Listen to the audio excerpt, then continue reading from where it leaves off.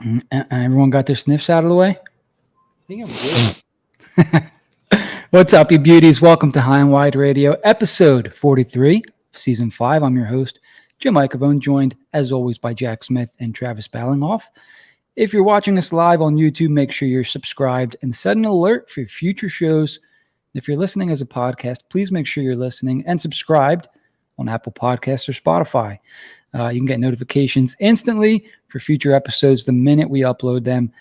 Before we get started tonight, I want to pump our jersey giveaway one more time, our jersey raffle.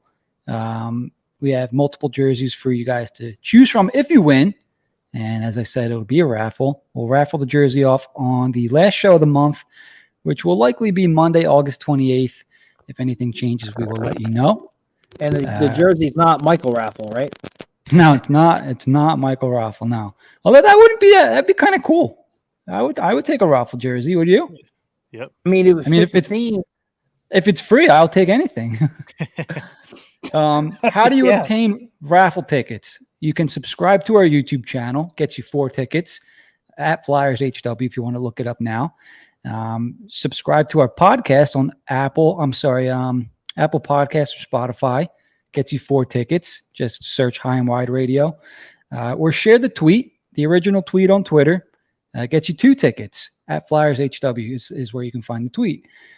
Or you can buy 10 tickets for $5, make a payment to our Venmo at Flyers HW. Of course, if you do all that, you have a total of 20 tickets to enter into the raffle, which we'll do on. Yeah, it's pretty good. August 28th. If you do these things, take a screenshot, tag us on the post on Twitter, and that kind of enters you in. It solidifies your raffle tickets. So, secure your tickets. It'll be fun. We want to give these away. We want to make it a cool thing. So, obviously, we have all these links in one place at hoo.be/HW Hockey. Make sure you guys favorite that link and sign up. All right, boys. Topic-filled week. We have the Fedotov Watch, or Fedotov Watch. Fredo Watch. Fredo to some, and we'll get to that. We have Alex Bump has found a new team or a new college to attend in the fall. We are going to have our good friend Bill Meltzer on to talk about Morgan Frost, amongst other things, between 8:15 and 8:30. We'll talk some goalie situation and some breakout candidates, along with maybe some of the Flyers roster for next season. So, topic filled. Let's get to topic number 1. Hopefully this comes to an end soon, because I got to be honest with you guys, and I kind of got the same vibe from you guys in the we're talking about topics before the show. I'm kind of tired talking about Ivan Fedotov. I'm just tired. At this point, I'm tired of saying the name, whether I'm saying it right or wrong. If you're going to come over, come over. If you want to play in Russia, just say it. End it for everybody, right? Like, I would rather we could talk about anything else, but we have to talk about the Fedotov Watch or Fedotov Watch. You guys see the article that came out today from the IIHF? Yes. I get the gist of it, yeah. All right. So for the listeners, just in case, I'm sure our listeners have seen it already, very highly educated audience that we have. Based on evidence provided by the IIHF, by the involved parties, the IIHF has determined that Ivan Fedotov has a valid NHL contract with the Philadelphia Flyers for the 2023-2024 season. Accordingly, the IIHF has determined that Fedotov was in breach of a professional player contract, per some article that they have in their international transfer regulations, when he signed a contract with CSKA Hockey Club for this upcoming season. So that's interesting. Let me finish this next paragraph and then we can discuss here. In accordance with whatever article, the IIHF international transfer regulations, Fedotov was given 2 weeks to either go back to his former club, Philadelphia, or obtain a release from his former club. As neither action occurred within the given period, the IIHF has imposed the following sporting sanctions on Fedotov. And he's suspended basically for 4 months from official national and international games during the playing periods. The suspension takes effect on September 1st, 2023, which is the first CSKA regular season game, and concludes on December 31st, 2023. So he can't play any games in Russia for 4 months. He's suspended right now officially. The only way he gets around that is if he comes over and plays for the Flyers. I'm curious to hear your guys' take on this. We could start with Jack here first. What do you make of this, Jack? I guess it sounds for getting him here. Is it as simple as that? He can't play there. He can come here. Is that what we're being told? Because that's way too easy for everything we've been through. I hope that's the case, and I hope he's in training and finally get rolling. So fingers crossed, that's exactly what we get from that. Yeah, it's if all of that. I mean, that has to be the truth. That's from the IAHF. It's not from it's not from media here. It's definitely not from anybody in the KHL. Trav, your thoughts on the situation?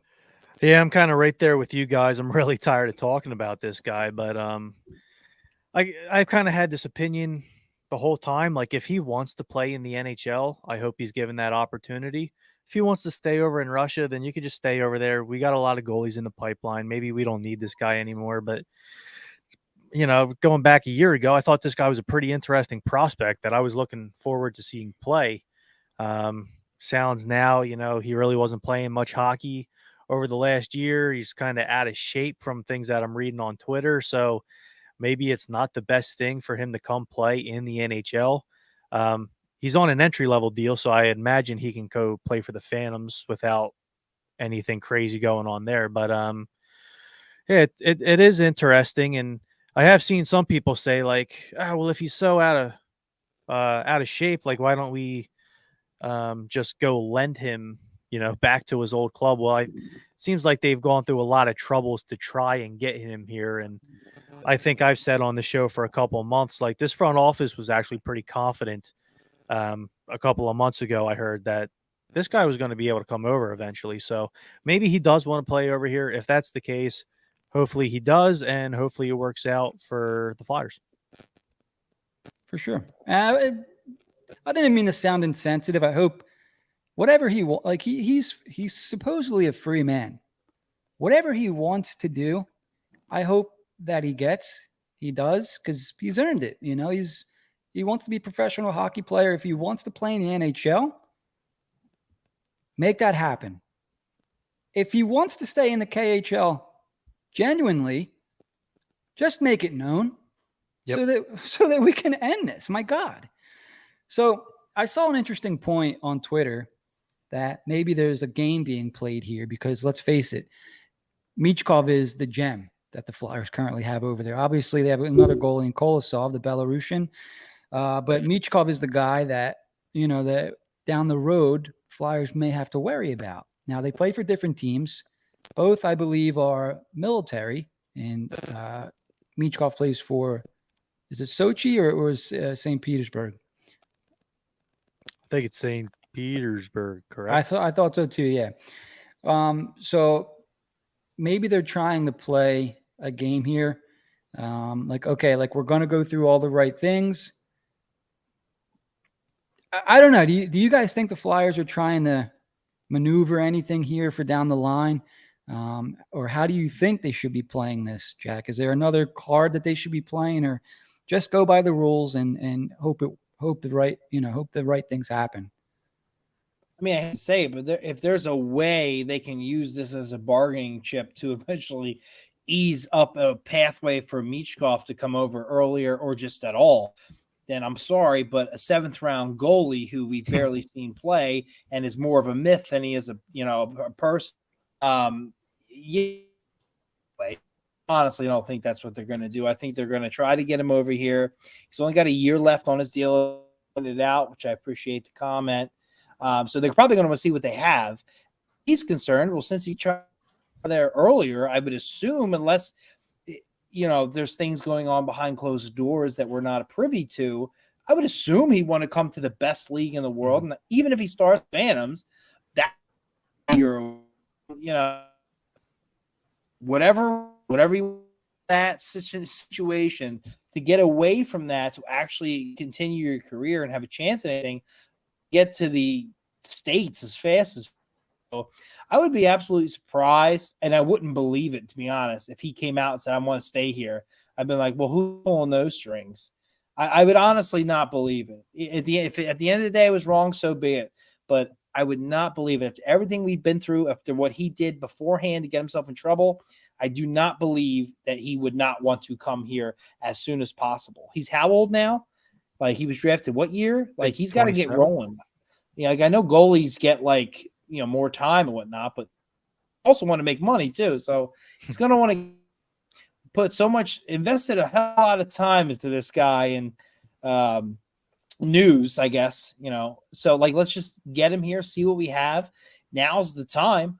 There's guys I already like in this here, but it's goaltending we're talking about. So get him out here, end him if he's worth a damn.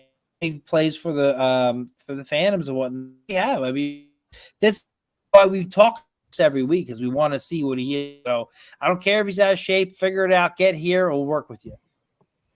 Yeah, that's kind of the way I was leaning as well. Like, I guess it was last spring or last summer, like the guy wanted to come play in the NHL. The guy didn't get drugged and forced into the military for nothing.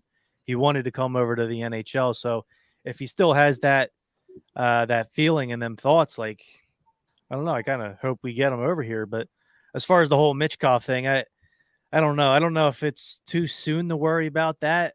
I lean, yes, it is a little too early, but at the same time, like, can't really trust them guys. No, and that's a good point. So I bring that up because I saw a point on Twitter that said it almost kind of, and I could be wrong, but this is how the point looked to me. It said, you know what, maybe the Flyers should do them a favor and let them have this player so that down the line, when it's time to bring Michkov over, it's like, hey, you owe us him now. And I did see a tweet earlier today from our guest tonight, Bill Meltzer, and someone asked him the question, and he said the two shouldn't be correlated, and the two teams over in the KHL are actually rivals. So right. I don't know. I didn't agree with that take at all. I don't think you do the KHL any favors, especially when maybe not the KHL as a whole, as opposed to this team. You're not in the wrong. The Flyers are not in the wrong with any of this. They did things the right way. Don't cut any favors, because down the line, the KHL is not going to be doing the NHL any favors. Dude, like, let's get down to it. Like, these are rival leagues, right? Like, I'm not doing the KHL no favors. Fedotov's property of the Philadelphia Flyers. You drafted him. He's got a contract with Philadelphia. He's supposed to be here, right? Mm-hmm. Michkov's drafted by the Philadelphia Flyers. His contract's up in 3 years. He's coming to the Flyers. That's how it's got to be, unless somehow he signs another contract over there. I don't think you give the KHL or these teams any good faith. Do shit by the rules. They're the rules for a reason. And that's all. If you're going to have rules and you're not going to obey them, why have them? Mm-hmm. I guess is my perspective there. Because once you start bending rules, now you can bend other things. People who don't follow the rules to begin with are not going to magically say, oh, yeah, here you go. Like, you were nice to us. No. These are not ethical. I don't want to speak of Russians as a whole here, but the people who are in charge of this hockey club are not doing things in good faith. They're trying to keep a player over there that should be in Philadelphia.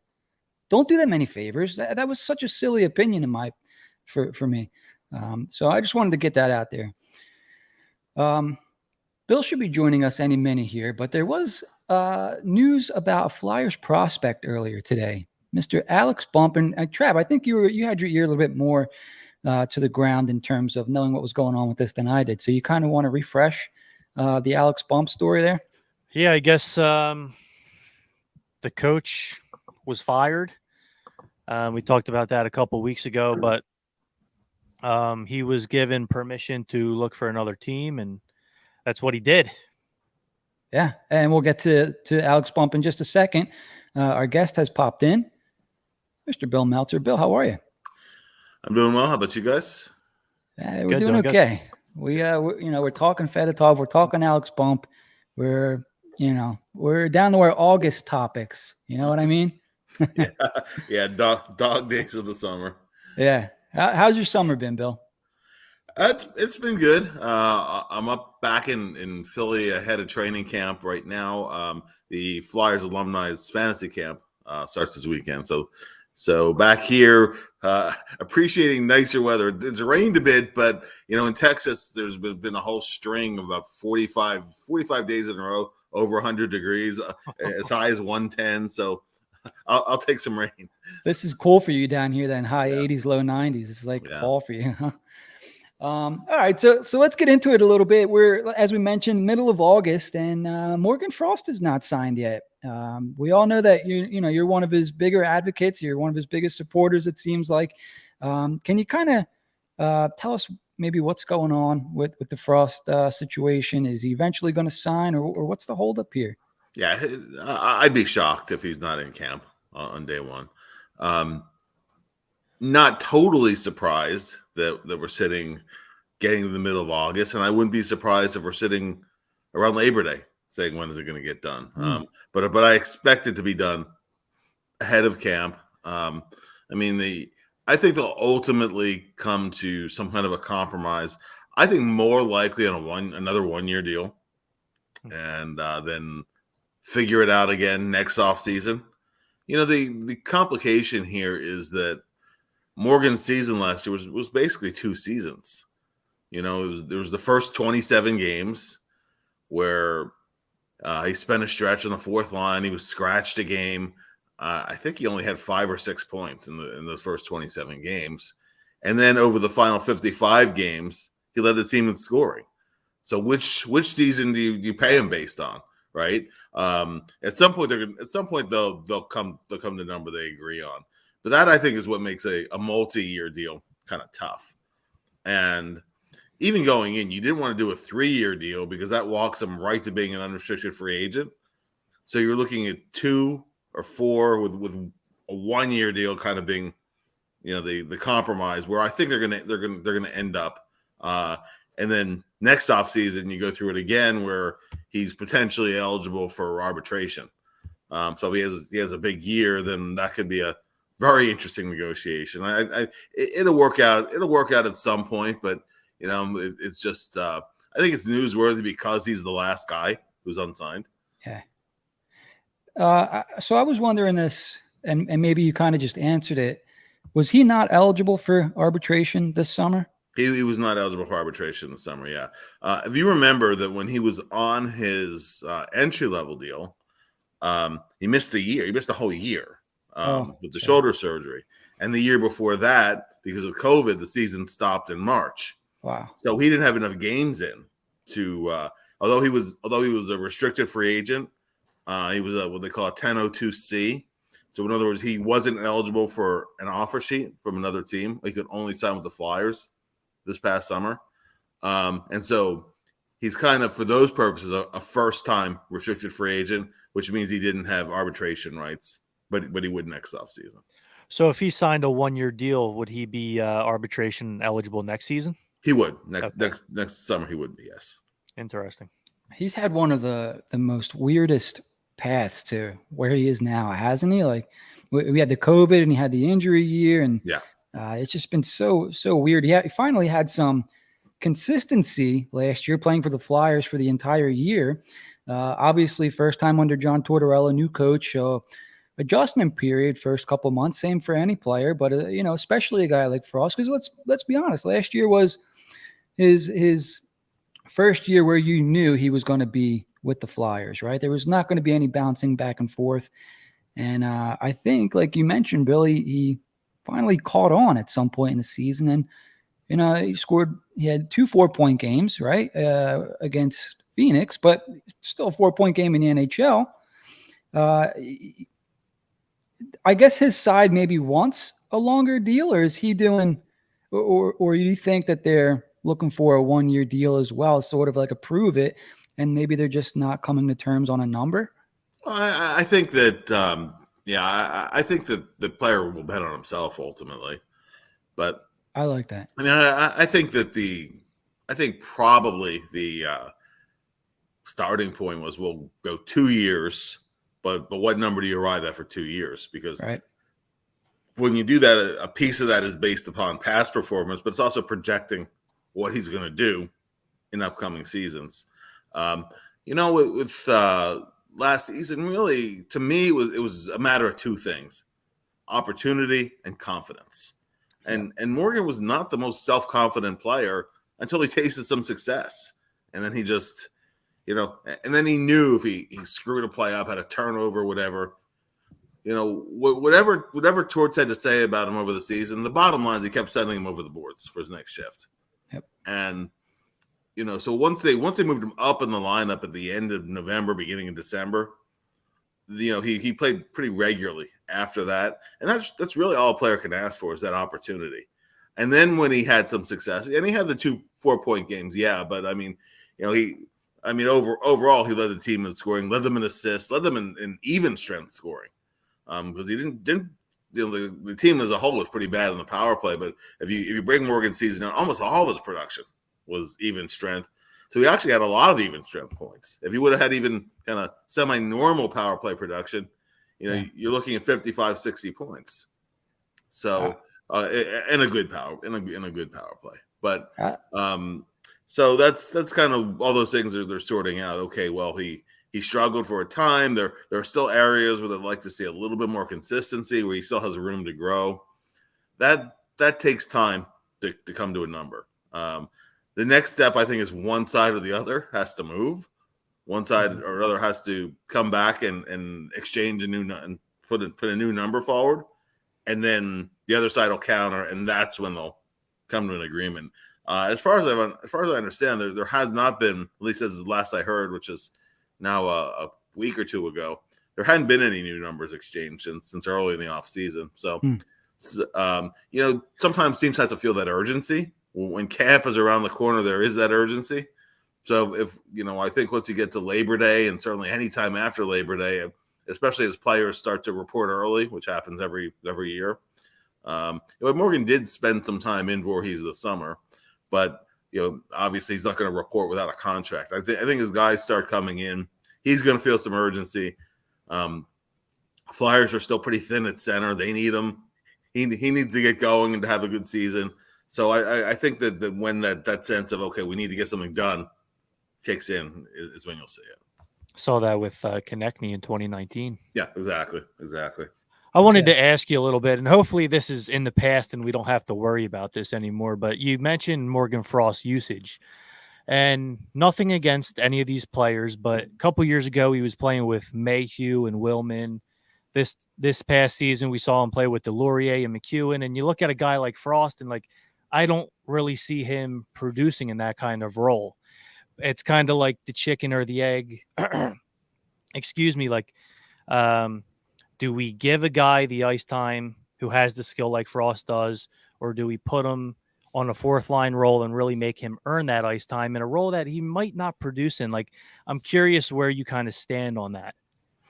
Well, I think that ultimately, I go back to something, a famous quote by Fred Shero. When in doubt, there's a Fred Shero quote for it. Fred Shero used to say that if I don't put a player in position to succeed, where he's able to do what he does best, and he fails, that's on the coach. If I give the player the opportunity, a skilled guy put him on the power play, a physical guy put him on a checking line, whatever the case might be, and he doesn't take advantage of that opportunity, then that's on the player. So I think there's a shared thing in this a little bit. Mm-hmm. Morgan did have short stretches with skill around them previously, and honestly, he showed some hints of producing. They never really stuck with it though. His longest stretch, as you said, season before last was it was with Mayhew, I believe, and with Max Willman, were his most regular line mates the season before. And no offense to those guys who are talented hockey players and very good American League guys, but those aren't the kind of line mates that are going to be conducive to producing regularly, particularly if you're getting the 11th most power play time, not this past season, but the season before that. That's hard. And this year, this year when he had that stretch of 10 games where he only had 1 point during those 10 games, he's playing 8 to 10 minutes on the fourth line and no power play time. That's hard on any player. But it's also there are things the coaches want to see you do more consistently. With the case of season before last, he heard over and over, and he knew it, but I think he needed to just commit to it. Was about moving his feet more consistently. I think he did that this year, but there's also, you add to those the things that Torts wants, right? Making defensive plays out of the corner, for example. Making sure that also keeping his feet moving early in the season, making sure he gets sufficient puck touches, those kind of things. The things that you want to see from a guy who's going to play on the upper end of the lineup. And it took some time, and he started doing that. So I think the best answer to that is that there's a bit of a shared responsibility to that. But I've said this numerous times to many people, that I do think usage was a part of what held down his production until he got that extended opportunity with guys like Tippett last year. Yeah, I agree with you. For sure. Okay, so we have a couple other questions outside of Frost. Trav and Jack, you want to fire away there? I'll start us off. I guess camp's in hopefully 5 weeks. Any young guys you could see making a push for the opening night roster that maybe fans aren't looking at right now? I think there's a few. The big names out there. Obviously, Forster probably has a really good shot at opening season with the team. I'm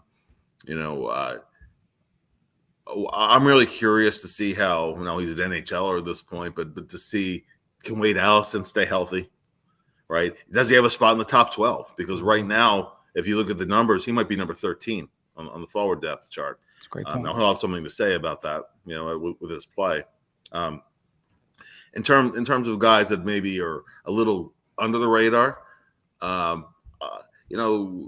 Bobby Brink had the hip surgery last year and missed the first half of the season. And when he came back to the Phantoms in the second half, I'd say it took him until late in the season to start looking like himself again.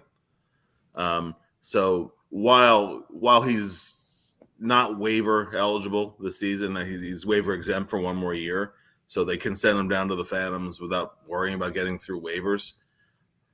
He has a skill level where if he has a big camp, he could end up on the opening night roster. I don't want to just write off a player with his skill level. Ronnie Attard he's also waiver exempt this year.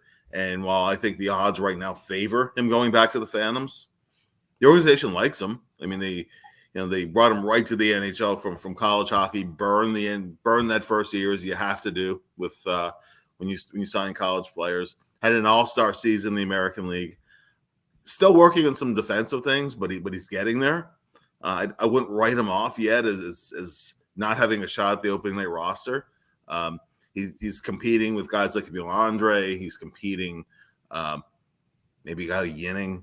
Certainly with Zamula, who would have to go through waivers to go down to the Phantoms. So I think there's an open competition going in. And the last thing I'll put out, sometimes you have guys who, actually I'll put one more out first. Elliot Denoyer being an example of a guy. Hey, you know what? He led the Phantoms in scoring last year as a rookie. He's a two-way player, held his own, I think, in most of the 4 games he played in the NHL last year. Can play down in the lineup if you need that, be a penalty-killing speed guy. I think he'll see NHL games this year, whether it's at the start of the season or not. Remains to be seen. But as a second-year pro, maybe he starts with the Phantoms. But I wouldn't say it's a lock. I'd say that he has a shot going in. And the last thing I'll put out there is Ole Liksell is a guy really under the radar. He has a history of being a fast starter, and he had a great camp last year and didn't miss the roster by much. He was one of the last guys to get cut. And if he does that again, you never know. Has a good camp. There's an injury or two. Then all of a sudden, maybe he's in the mix for at least for opening night. You mentioned Emil Andre. We had the conversation last week, and we couldn't find a straight answer. If he gets cut and doesn't make the opening night roster, does he have to go back to Sweden, or can he go to the AHL? Okay, so there's a transfer agreement between the NHL and the Swedish Hockey Federation. Okay. There was a new transfer agreement that was signed in 2022. So some of the rules changed last year. And if a player is a first round pick, then you can send him up and down between the NHL and the AHL as many times as you can, as long as he's waiver exempt. So now Andre was a second round pick, so he falls under the other set of rules. So as the way the new rules are, his Swedish team, HV71, would have the final say on if he's not in the NHL. The NHL always takes priority. Mm-hmm. But if the Flyers want to send him to the Phantoms, they have his Swedish team has the say of, okay, we want him back for the season, or you can make or you can come to some kind of an agreement that they'll loan him to the Phantoms for the year.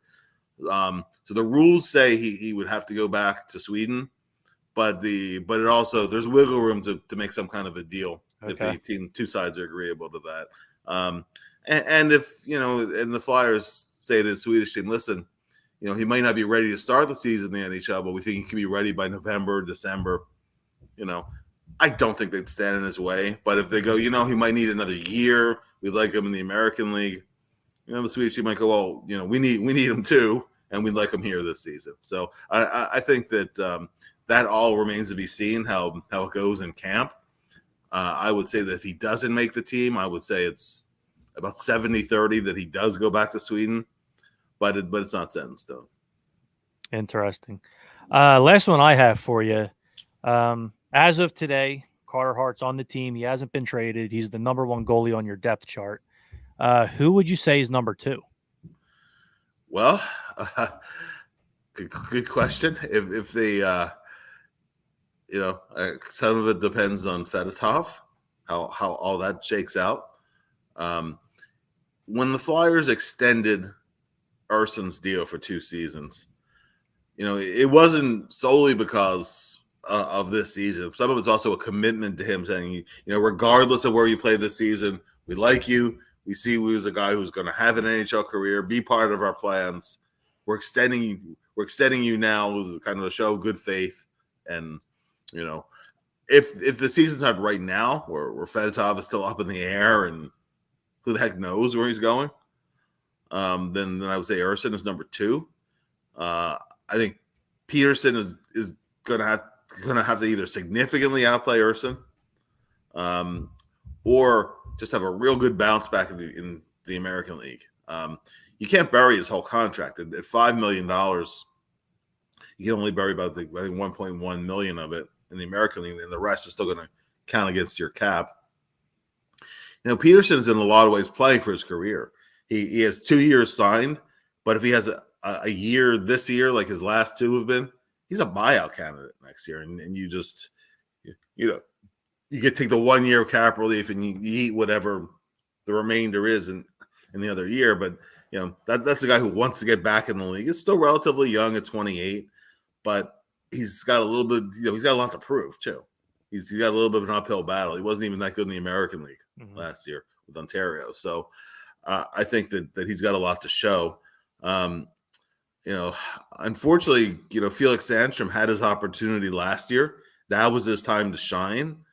And Felix was prone to that one bad goal and had no goal support either. That didn't help either, because it felt like he let one bad one in and they'd lose 3-2. Or they lose 4-3, or whatever the case might be. Wins were really hard for Felix to come by last year. But that was this time where Ursen was coming off of injury, where there wasn't a veteran he was really competing with. He had the backup job to Hart most of the year, except for when he went down, needed some conditioning time and whatnot. So right now, Felix has a real uphill battle on his hands. And if Fedotov comes over, I wonder if they don't agree to some kind of termination where he could go back to Europe for the year, or deal into an organization that where he might have a role. I mean, the Flyers were reluctant about waiving him last year. They may have been concerned that Pittsburgh would claim him when Ron Hextall was a GM there, because Hexie had brought in guys who he originally drafted in Philly, like Mark Friedman as an example. So they weren't just going to give him away for nothing. They wanted to give him a chance. But I think in the group of four, if you exclude Fedotov, Felix right now is the it's the number 4 guy in that mix behind Hart, Urson, and Peterson. Fedotov coming over, if he were to come over, now he's missed a full year. If he came with the Flyers, he wouldn't have to miss additional time. Only if he goes to the KHL would he miss another half of a season. That's part of the thought process too.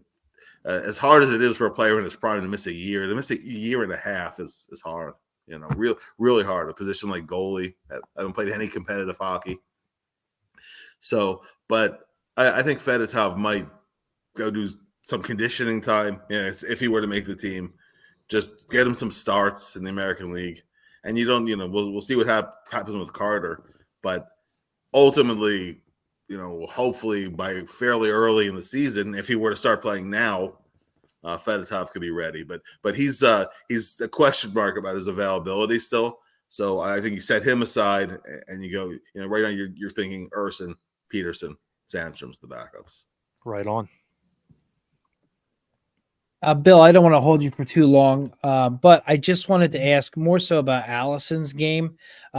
Everything we've seen from him and what we've liked about him in the past, he seems like a different player. Now, what is your analysis on that? Is he worried that his typical way of playing will get him hurt and out of the lineup, and that'll ultimately lead to him maybe not being able to stick with the team, and that's affected his game? Where do you stand with him?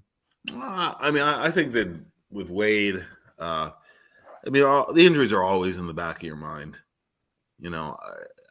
I think the biggest adjustment with him, and he had go rounds with Torts about it last year, and you've seen Wade with the Phantoms and even before that with the Flyers.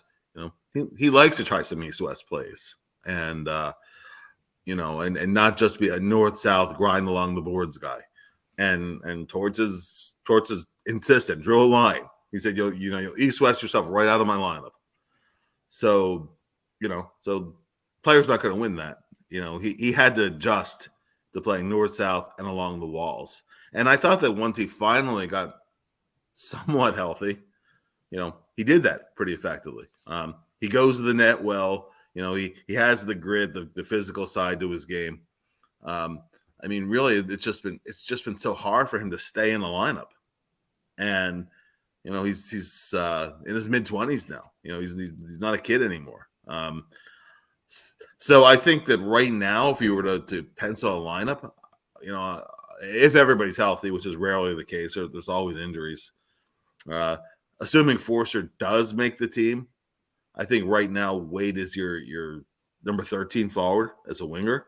I think there might be there might be some wiggle room in fourth line center if Paling doesn't come in and do what he's supposed to do. Then something that could open the door for a guy like Denoyer maybe do they like as a center. But Wade is strictly a winger and more naturally plays on the right side. They're a little overloaded on the right side, so I think it comes down to pleasing Torts, playing the way Torts wants him to play, which he's shown he can do. And eventually those things work themselves out. He just needs to avoid, just running himself into the stanchion or hurting his knee again. Or, sometimes Wade's been his worst enemy, playing a little out of control. And then other times it's just been sheer bad luck. Dude has had just awful luck, injury-wise. So, but any which way you slice it, he has to stay healthy, show he can be relied on in the lineup, and he's not going to be out for 6 weeks twice a season. And if he can do that, then I think there may be a role for him. What he does, the things he does well, there's not a lot of guys who do on the team. That helps him. Still can score, still can go to the net a little bit and offer those things too. But I think that he doesn't come to camp with a job to lose. He has to win a job still. So I think that he's a little bit on the bubble. So we're mentioning a couple of names of these guys have been around for a little bit as prospects, haven't really broken through to prove they're NHL regulars. We're also a young rebuilding team. We're adding more and more names.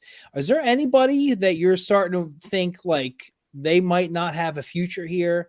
It might be a little early on some of these guys, but Allison was a good example. He still got something to prove. Guys like Zamula, guys like Ginning, like guys like that. Are we starting to?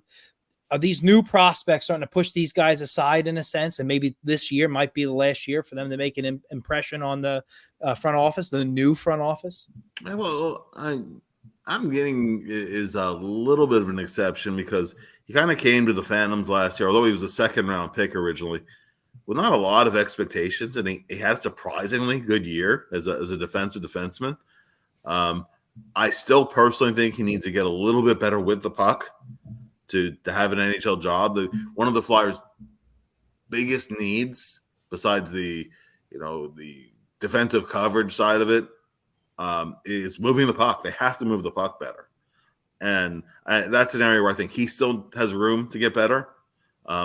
Long term, if he can do that to a moderate degree, I think there might be a third pairing role for him. If not this season, then the following season.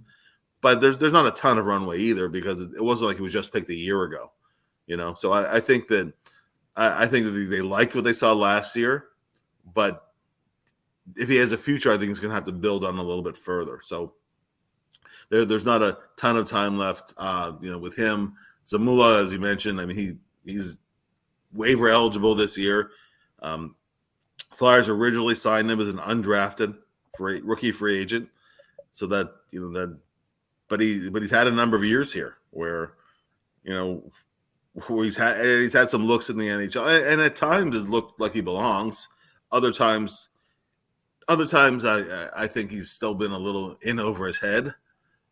So I think it has to be this year, and he has to start showing it quickly, which I don't know if that's entirely fair because he is coming off of another surgery, but but he doesn't have the luxury of time. He has to show something, pretty quickly here. Tanner Laczynski is another one who he's had just talk about rotten luck with injuries. He had one hip and then the other hip, right? And then, but he certainly did not impress Torts last year. Torts he was pretty deep in Torts' doghouse. Not too deep, not too far into the season, and never really got out of there.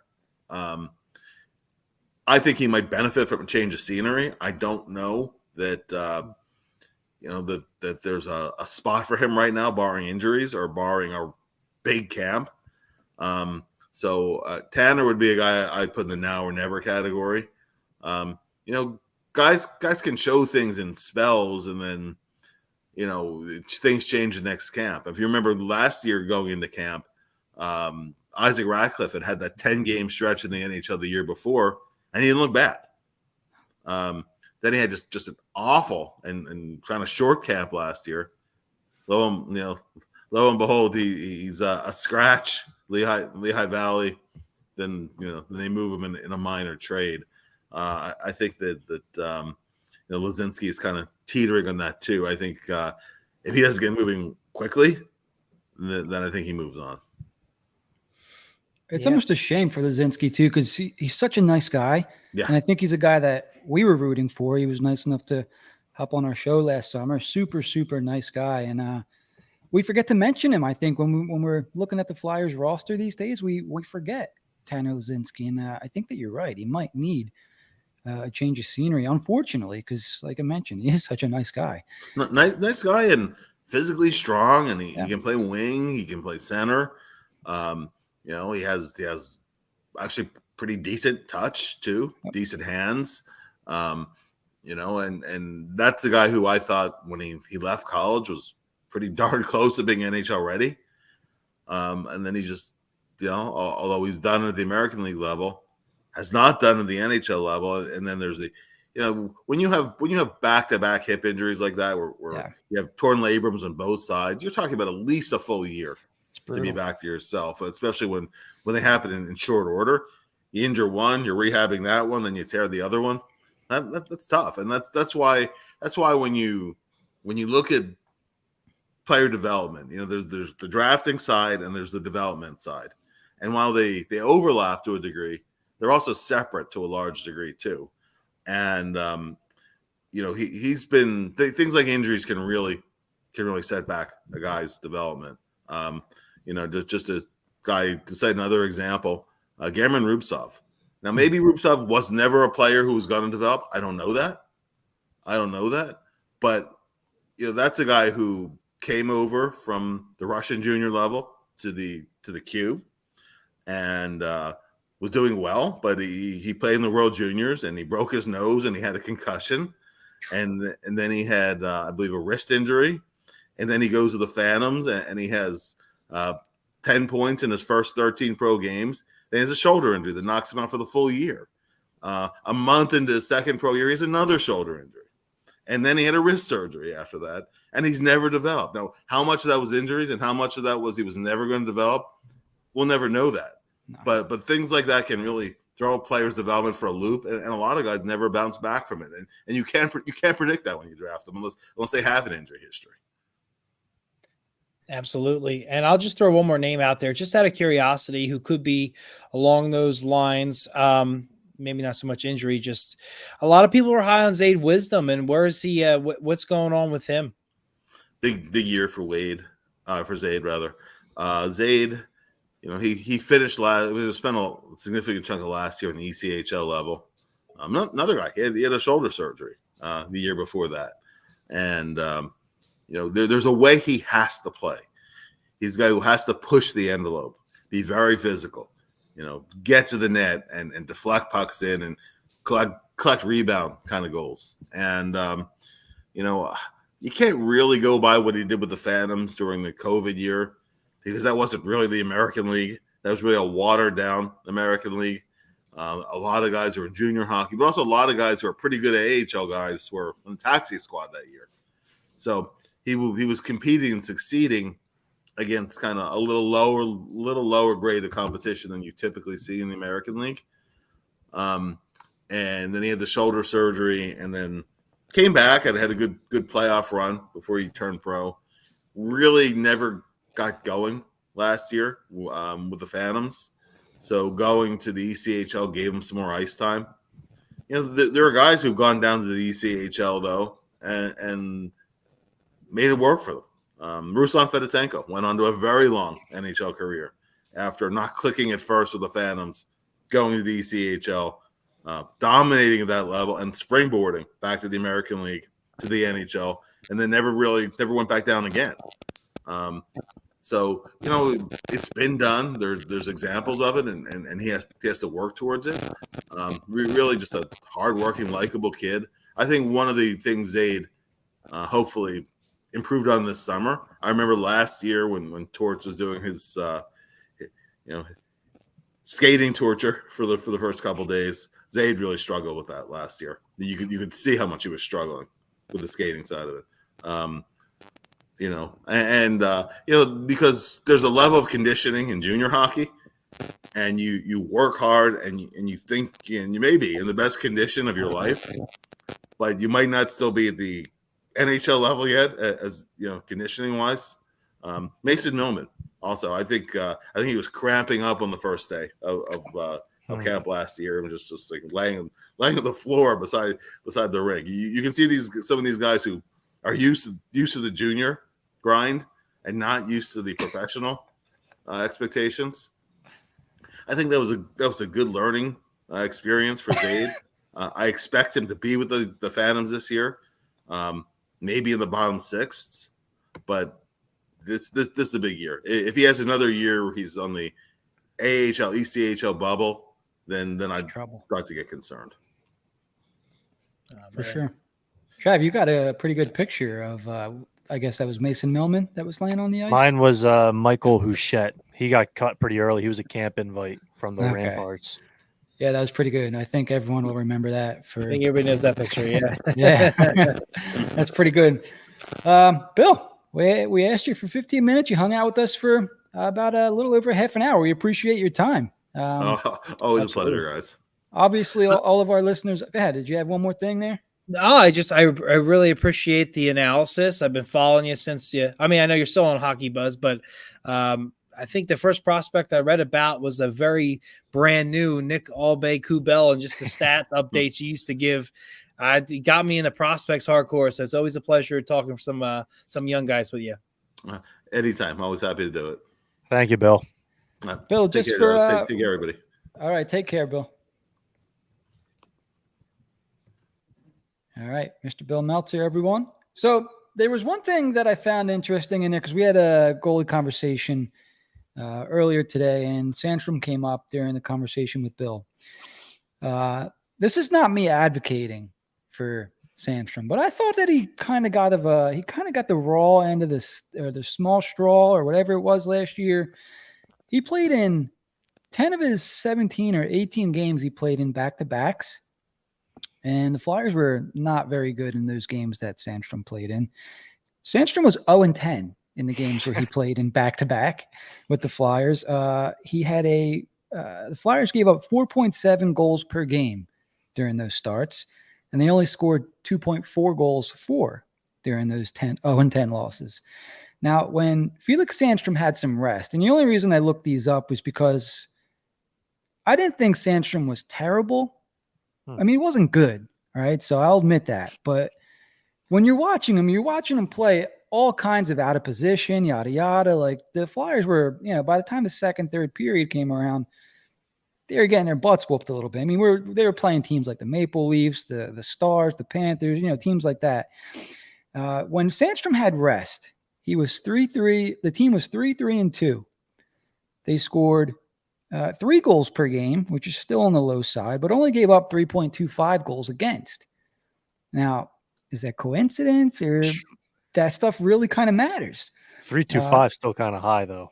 It is, but it's a whole goal and a half difference, which, if the team's playing better in front of you, like the Flyers weren't great. Like Carter Hart's numbers weren't that good last year, So I guess my point is, while it would be easy to say, send Sandstrom back to Europe, or if he's the odd man out or whatever.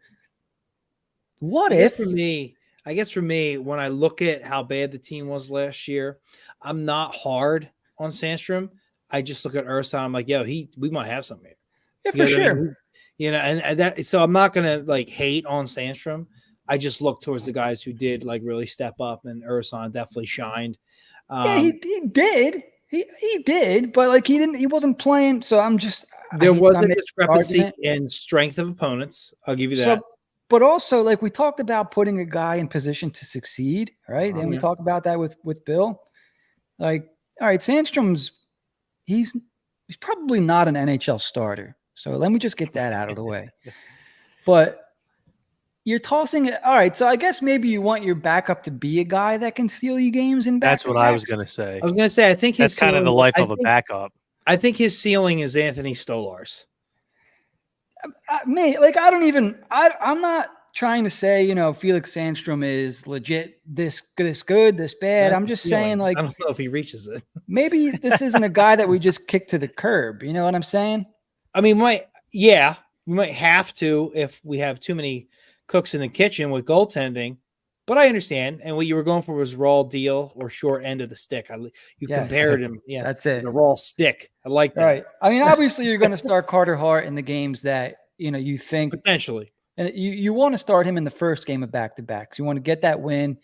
And then, maybe you try to steal a point the next night against whoever. Like the Flyers weren't supposed to be good. I'm just saying, if you want to break down some stats, to me, a whole goal and a half, it's pretty significant.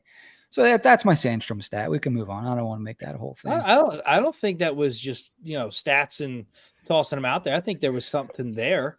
Definitely worth keeping around. I just hope that if he is a guy who winds up in, let's say, the AHL, I hope he shines, because that's a much better team down there. So if he is the one playing there, or if he does play and split in time with Peterson or whatever, I do hope that he shines. And proves to us that either he can get back on the roster, and they'll probably move him at that point, which would be fine. But I mean, I would rather find out than just get rid of him. For sure. And I guess that's all my point is. You got him for one more year, see what he really is, and then, move on or whatever. I think also it's so hard to evaluate a goalie on a bad hockey team with a bad defense in front. Yeah. Comments are on fire tonight, aren't they? Yeah, comments got me a little distracted on that one. Yeah, this almost got me when Bill was talking about Rupsov. TF. Yeah, I made me bust out laughing. One. Oh my God! I was like, "Yep." This one. Look away, Teddy. I might have to suspend you for this one. We're Rush Joy fans. He's actually our. I'll pay his fine. Yeah, Jack will pay your fine. It was too good. It was too fun. All right, continue there. Sorry, I just lost my train. Yeah, it's so hard to evaluate a goalie on a bad team with a bad defense in front of them. But like Bill kind of talked about it, like the guy lets in like at least one bad goal a game. Like you don't see that from even NHL backups that often. Like it's usually it's backdoor tapping, it's a breakaway, 2-on-1 odd man rush. Like the guy just let in way too many bad goals for my liking. And I don't know, like you kind of look at Carter Hart and his base stats are pretty crap too. It's hard to evaluate goalies on bad teams. At the same time, Carter Hart's advanced statistics are pretty good. Felix's are not. And then, Jack kind of mentioned it. Like Ersson just kind of came in and proved like he's a lot better than Sandstrom. And I look a couple years ago and this guy, it sounded like he was going back to Sweden. Like the guy couldn't get a deal from the Flyers. There was no other league interest. Like, that's a good point. If you remember, it's almost like when the Fedotov stuff happened, it was like they turned around and signed Sandstrom. It was like, we figured it out. He signed. I thought he was gone for a while there. I thought that's done. What it sounded like. So, and I was okay with coming into the season, this past season, with Sandstrom as the backup because we knew the Flyers weren't going to be a good team. There's no point in spending money on a veteran backup. I'd rather see this kid play, see if we have anything in him. In my opinion, we don't.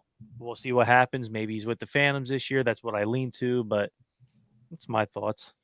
I mean, if he's with the Phantoms, I think that's ideal. I mean, it really is. I think you should have, if Hart is here, Hart and Ersan. I don't know what you do with Fedotov. I have no idea. He's a 7th round draft pick who we only like pump up because he seemed like he was going to be pretty good for where he was drafted, and then everything else happened. And it was like, whoa. And we've just been following that story forever. So I really have, and he hasn't played and he's out of shape. I have no effing clue what's going on with this guy. I feel if he does come over and he's committed to being with the Flyers, it's going to be a slow grind to get wherever they think he's fits best.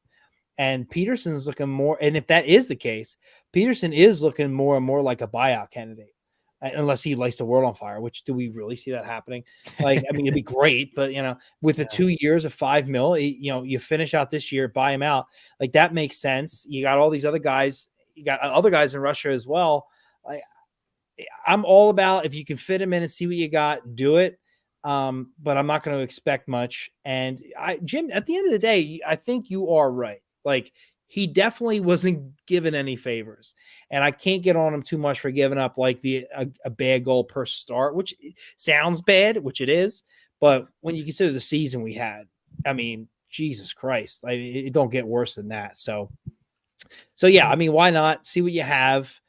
Hopefully they can put him in a better position to win, which I think it makes more sense for him to play with the Phantoms. If that's what happened to him last year, well, let him play with a more structured, better team, at least talent-wise, you would think, with the Phantoms. And if then he can prove himself, well, then maybe people start to get back on the train and give him a shot. Could be. Yeah, I'm not gonna keep sticking up for him. I just was like, hey, you know what? Let me look up how he did in his starts, and I found these stats, and it is what it is. If he's not here, I'm not going to lose sleep.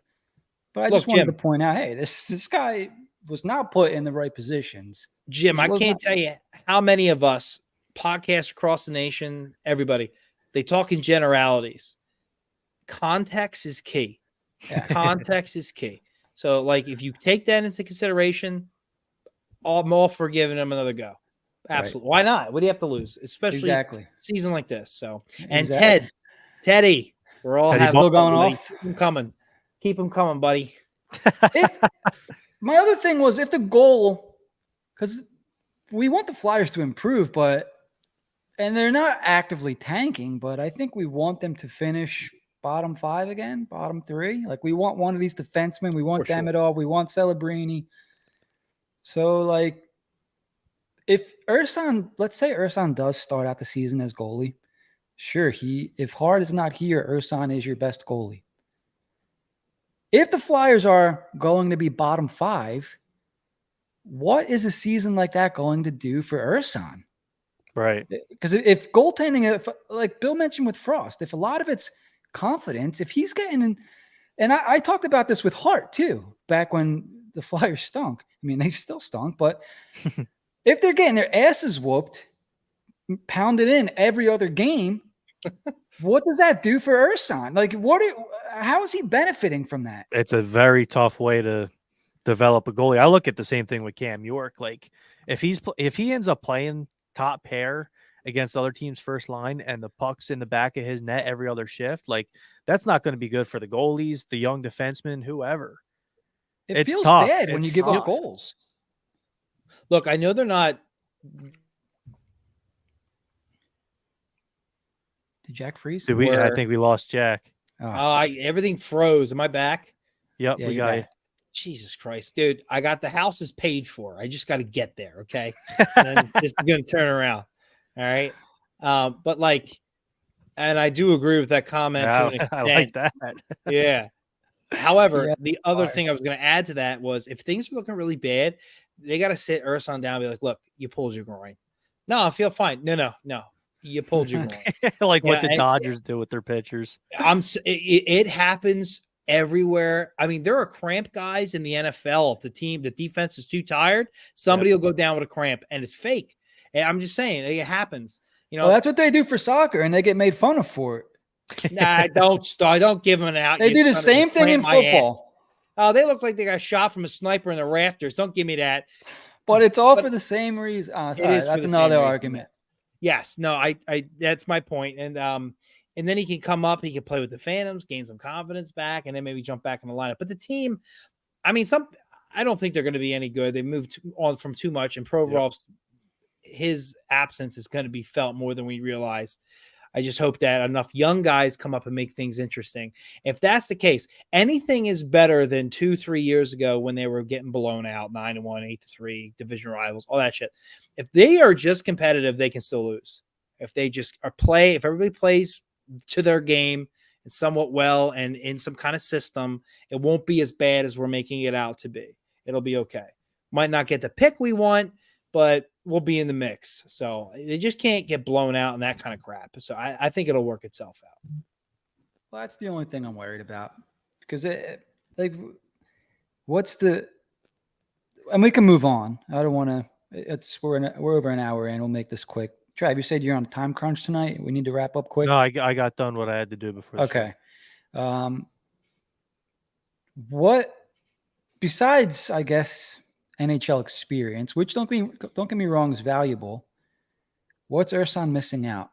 You know, he's if he plays out the year with Lehigh, and they made the playoffs last year, so let's assume that they improve. They have, I think, more talent down there this year, especially if I happen to think Denoye is going to play down there, and I also think Forster maybe starts out down there. That team's they should be better this year. Why wouldn't we want him to experience that? You know, get his confidence up, get a bunch of wins under his belt, get the save percentage and the goals against average down. Call him up when needed. Like whoever the Flyers' 2 starting goalies are to begin the season, Ursan will mix in and out of the year. But when playoff time comes for Lehigh, make sure he's down there for that. Obviously, I see more benefit for him playing with the Phantoms than I do with the Flyers. Because if the goal is to not make the playoffs and win the Stanley Cup, what is the rush? It's a very good point, and someone tweeted at you today, a member of the media, a good friend of yours, but the the Flyers are not tanking. So they want the best goalie in there every night, even if they're bad, right? Because I don't know. I don't think we're going to be a good team. I don't think they think they're going to be a good team. Danny B already kind of said, I don't think we're going to make the playoffs, but they do want to win games, and Sam Erson's the best goalie they have. So I don't know. Like even Torts and Danny, they talked very highly on him, Sam Erson last year. Like, oh, this guy, we think he's a top 30 goalie in the NHL already. It's pretty good praise for a guy who only played, 10 games? Yeah, that means he's a starting goalie, basically, right? Yeah. It's going to be Oh, interesting. Oh yeah, the goaltending carousel is going to be very interesting. Don't be surprised if at least to start the season, unless he absolutely shits the bed, that Peterson's on the starting roster. I know how these teams operate financially, and sometimes when you're paying a guy a lot of money, you're at least going to give him a shot at the top level.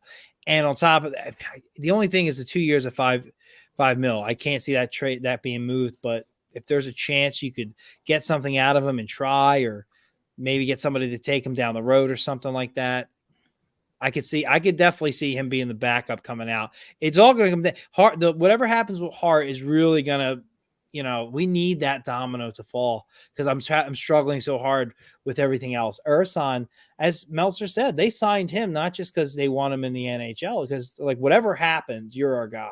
Like, Yeah, we believe in you. So good. That's exactly what they should have done. So we'll see what happens with everybody else, but it's going to be really interesting. And hey, the cream will rise. The cream always rises to the top. Great quote. Who said that? Macho Man Randy Savage. Cream always rises to the top. All right, boys. So I'm sorry. What was that? I was going to say, Bill had some pretty good stuff to say. Like, I'm glad he agreed with me on the Morgan Frost and the whole usage thing, because that used to really piss me off. And hopefully that's in the rearview mirror at this point. Let's get him under contract. But he mentioned Tanner Lazinski, and I'll be honest, I completely forgot about that guy. I think next week we're going to do some forward previews of what we think the lines might be, and I completely forgot about Tanner Lazinski. Well, it's funny is the point I made, and I named some players. The first player I should have named should have been Tanner Lazinski. Like, I mean, we already mentioned Allison. It should have went Tanner, then Zamula, then whoever. And yeah, I completely forgot about him too, because he's never been here. He really hasn't. So it's a shame, but it is a shame. It is a shame. All right, so we had most likely to break out on our list of topics, but let's save that for next week. We'll do most likely to break out forward, most likely to break out defenseman. We have this whole roster preview we're going to do for you guys the next couple of weeks. So are you guys cool with that? We'll save that. Most likely breakout. Okay. So we'll wrap up with a couple quick hit topics. We touched on Alex Bump earlier. He entered the transfer portal after deciding to leave. What was it? University of Vermont, Trav? Yes. Todd Woodcroft was fired. Yep. And there you go. So he entered the transfer portal. He's going to school in Western Michigan next year to play out there. He's following in the shoes of, didn't Wade Allison go there? Yeah. So did Jonesy, the Prez. Keith Jones? Keith Jones. How about that? Interesting. There was I think Addard went there too, didn't he? Oh yeah. There you go. There's some connections. Forgot about that. And I guess last topic of the night, it's very sad. I was going to say unfortunate, but that's not even the right word to describe. Toronto Maple Leafs prospect Rodion Amirov. How's that, Trev? Beautiful. He did his homework. Unfortunately passed away due to brain cancer. I think he was battling that for the last 2 years. Very, very sad story, man. And I'm not going to lie. When I heard about that, the first thing I thought was, I hope this kid's going to be okay. I hope he's going to get through it. And you kind of forgot about it. And then today, unfortunately, the kid passed away. So he and his family are in our thoughts and prayers. Just very, very heartbreaking news there. Yeah. So, I almost feel bad just kind of sneaking that in. But anything that you guys want to add before we wrap up this episode? We kind of went a little bit over with Bill, but that's okay because he's an awesome guest. Yeah, good interview. Gave some good insights. Yeah. I'll just try to make it into something of a good, decent story. It's the prospect passing away. Reminds me of Tertizny when I was, 9 years old, and having his son at camp was pretty cool, coming around, because that was years ago. So to see him at camp and asking former players like Chris Therien about his dad and all that. So, it's a little good part of the story, I guess. It just reminded me of that. And somebody's agreeing with something I said. It's a shame. Of course, it's Toronto. I mean, what else is new? First round pick too. Absolute shame. Battle, had a brain tumor for 2 years, I believe. Was dealing with it. Just terrible. Yeah, it's very sad stuff for sure. All right. Before we wrap up, we want to thank all of our viewers and listeners, of course, but specifically our viewers, since we are currently on YouTube. Oakham, as always, thank you for hanging out. TF, good to see you again. Eric Wisniewski, we saw you in there. TF again. TF's comment about the steroids got me, man. Teddy ball game. Teddy, thanks for hanging out, buddy. We've seen you in here a bunch. Jonathan Nesbitt, 2 weeks in a row, 2-week streak. Thanks for your comments. Thanks for hanging out, guys. Yes, Cherepanov, Jonathan's comment here. Yeah, Cherepanov, another Russian in the first round who passed away. Very sad stuff. Hopefully we have some more exciting topics. Hopefully the Fedotov situation is resolved. Hopefully the hard stuff is resolved. And we could just talk about the Flyers' projected lineups next week. Is there anything important next week? No, right? Nothing's coming up. Frost maybe will sign. We could stop talking about that. Cale Makar on the new NHL cover. Cale Makar on the new Good NHL choice. cover. Hate to say it's a good choice. It was between him and Michkov, from what I read. Not Nolan Patrick. Oh, jeez. Oh, my God. Yeah, he's on the ECHL Love you, Patty. cover. He listens. He does listen. So shout out to Nolan Patrick. All right, boys. Let's wrap this show up. Don't forget, boys and girls, in 2 weeks, we'll be doing our jersey raffle. Make sure you go submit your raffle tickets. Don't forget to tag us on Twitter with your screenshots. Four tickets for subscribing on YouTube, 4 tickets for subscribing on Apple Podcasts, Spotify, 2 tickets for sharing on Twitter, or you can buy 10 tickets for $5 at our Venmo at Flyers HW on everything. There's one more thing I wanted to say to you guys, but I don't remember what it was. I'll tweet it or something. So, all right, everybody have a good night. We'll talk to you guys next week. Bye-bye. Neil Little. Chico Resch. Ooh.